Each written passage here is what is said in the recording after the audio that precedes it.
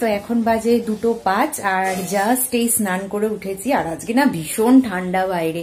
তো একটু আগে তোমাদের জন্য একটা ভিডিও মানে শুট করে আপলোড করা হয়ে গেছে, অলরেডি এডিট করে আপলোড করা হয়ে গেছে। তো এখন স্নান টান করে উঠেছি। আর কিভাবে তোমাদেরকে দেখাবো যে 2 বাজে কিনা, দাঁড়াও দেখানো। এই দেখো 2:05 বাজে। তো চলো এখন আগে পুজোটা দিয়ে নি, আর একটু তাড়াতাড়ি পুজো দিতে হবে। তো চলো পুজোটা তাড়াতাড়ি কমপ্লিট করে নি, তারপর আবার তোমাদের সাথে কথা বলবো।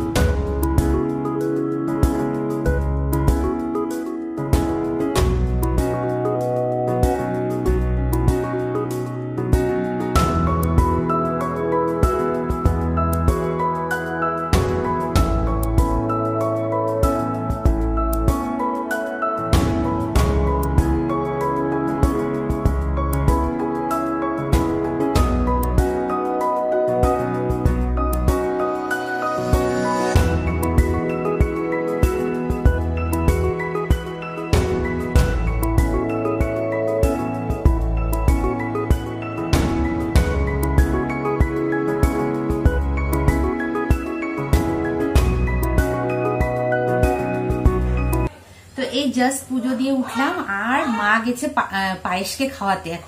এখন বাজে 2:45, মা গেছে পায়েসকে দুধ ভাত খাওয়াতে। আর ওকে খেতে দিলে ওর মা বাবা সবাই চলে আসে, তো ওকে পাহারা দিয়ে দাঁড়িয়ে থাকতে হয়। আর একটু খাওয়া নিয়েও প্রবলেম করে, মানে সাথে সাথে খায় না। ওর তো এখনো 1 মাস বয়স হয়নি, একটু মানে ছোটই। তো ওকে মা দাঁড়িয়ে থেকে খাইয়ে দিয়ে আসলে তারপরে আবার আমরা খেতে বসবো। আর আজকে আমি বলেছিলাম না কিছুদিন আগের ব্লগে যে কলকাতা থেকে ঠান্ডা আমাদেরকে টাটা বলে চলে গেছে, তো সেটা যায়নি জানো তো, আবার ফিরে এসছে। আর এত ঠান্ডা পড়েছে আজকে, মানে কি বলবো, 2-3 দিন হলো এই সূর্যি মামা মানে ওই জাস্ট মনে হচ্ছে পর্দার আড়াল থেকে মুখটা দেখিয়ে যাচ্ছে। আর আমার মায়ের চিৎকার শুনছো, সবাইকে তাড়াচ্ছে। হ্যাঁ, তো যাই হোক প্রচন্ড ঠান্ডা। আর কয়েকদিন হলো আমাদের এখানে মানে টালার জলের সাপ্লাই নেওয়া হচ্ছে। তো এত ঠান্ডা জলটা, মানে পাম্প দিয়ে যে জলটা উঠে সেটা তো গরম থাকে ওঠানোর পরে পরে, আর টালার যে জলটা উঠছে সেটা মানে কনকনে ঠান্ডা। তো কালকে থেকে আমাদেরকে গরম জল নিতে হবে, না হলে মানে আজকে আমি সাইনাসের এমনি আমার ব্যথা, তার মধ্যে ঢেলেছি পুরো মাথাটা মনে হচ্ছে যে মানস সরোবরের মানে জল দিয়ে স্নান করলে যেরকম ঠান্ডা হয়ে যায় ওই রকম ঠান্ডা হয়েছে। মানে জলটা ঢালছি না, মনে হচ্ছে যে আমি ফ্রিজ হয়ে যাচ্ছি।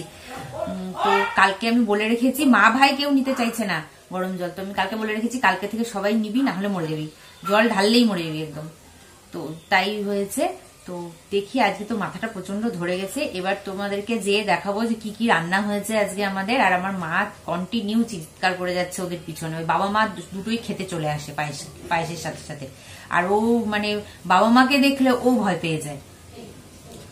তো যাই হোক, ওইসব খাওয়া দাওয়া হোক। আর পুজো তো এখন দিয়ে উঠলাম, তারপরে দেখি আর কি কাজ আছে, সব কাজ করতে হবে, কাজগুলো করব। তো চলো একটু বাদে তোমাদের সাথে আবার দেখা করছি।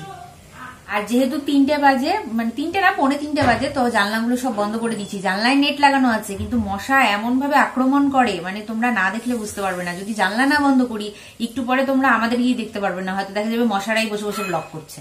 তো সেই জন্য জানলাগুলো বন্ধ করে দিয়েছি, যাতে ওরা অ্যাটাক না করতে পারে। আর সমস্ত জানলার পর্দা টেনে দিয়েছি, ব্যাস। এবার তাও একটু ঘরের মধ্যে একটু গরম গরম ফিল হচ্ছে। এরপরে কম্বলটাকে গোটা বিছানায় মানে বিছিয়ে নিলে ওটার মধ্যে যদি ঢুকে যাও সন্ধ্যাবেলায় তুমি আর বেরোতে পারবে না, মানে এত ঠান্ডা লাগছে। জানি না নর্থ বেঙ্গলে সবার কি অবস্থা, বা দিল্লি বা আরো ইন্দোর টিন্দোর যে জায়গাগুলো আছে যেগুলোতে ঠান্ডা পড়ে সেগুলোতে যে কি অবস্থা হচ্ছে সে ওরাই জানে যারা থাকে। আর এখন আমি কলকাতায় থাকতে থাকতে এমন অবস্থা হয়েছে যে কলকাতার ঠান্ডাতেই আমার ঠান্ডা লাগে, নর্থ বেঙ্গলে গেলে যে কি করবো কে জানে।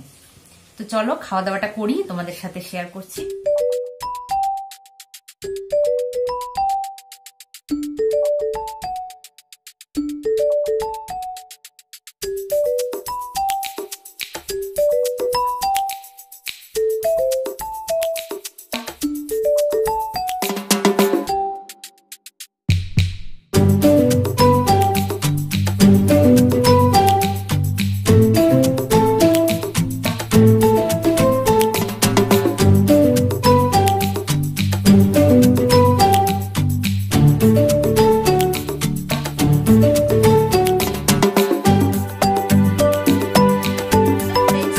বাদে তোমাদের সাথে দেখা করছি। দুপুরে খাওয়া দাওয়াটা তো জম্পেশ ছিল আজকে। আর বিকেল বেলায় 5টার সময় যখন জামা কাপড় তুলতে গেছি তখন দেখছি যে সমস্ত জামা কাপড় আমার ভেজা, একটা জামা কাপড়ও শোকায়নি।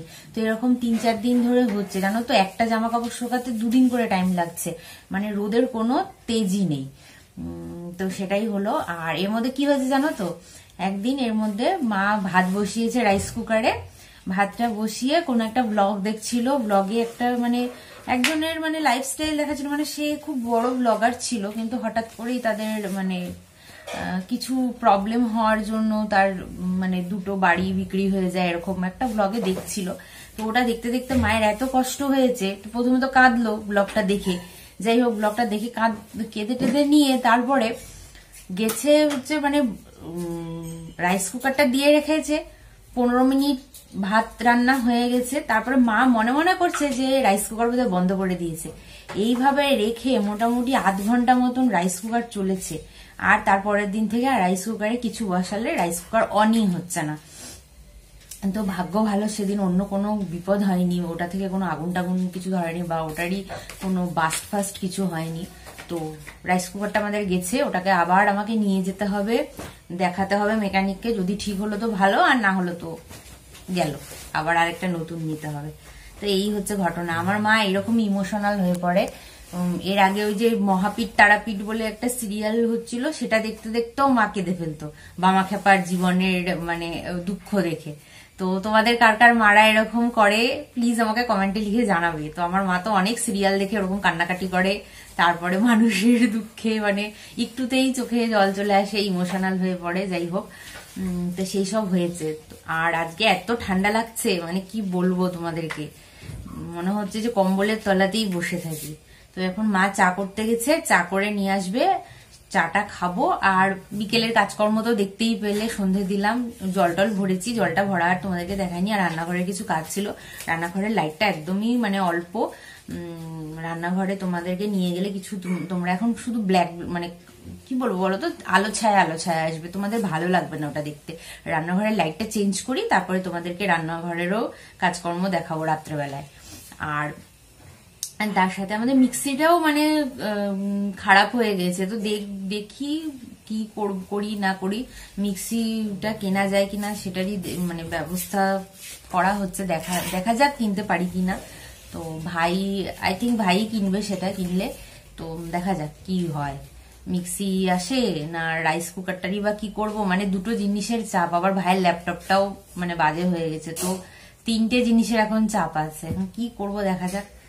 তো চলো মা চাটা করে আনুক, তারপরে চাটা খাই, তারপরে আমার একটু কাজও আছে, সেই কাজগুলো করতে হবে। আর মোটামুটি এখন বাজে 6টা, তো 1 ঘন্টা আগে তোমাদের জন্য একটা ভিডিও আপলোড করেছি, তো সেটা কিরকম রেসপন্স সেটাও দেখিনি। তো এখন বসে সেটা আগে দেখবো, তারপর তোমাদের সাথে কথা বলছি।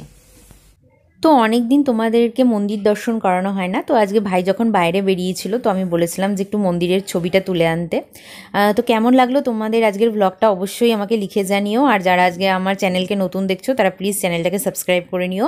দেখা হবে কালকে আবার একটা ইন্টারেস্টিং ব্লগের সঙ্গে, ততক্ষণের জন্য take care and bye by.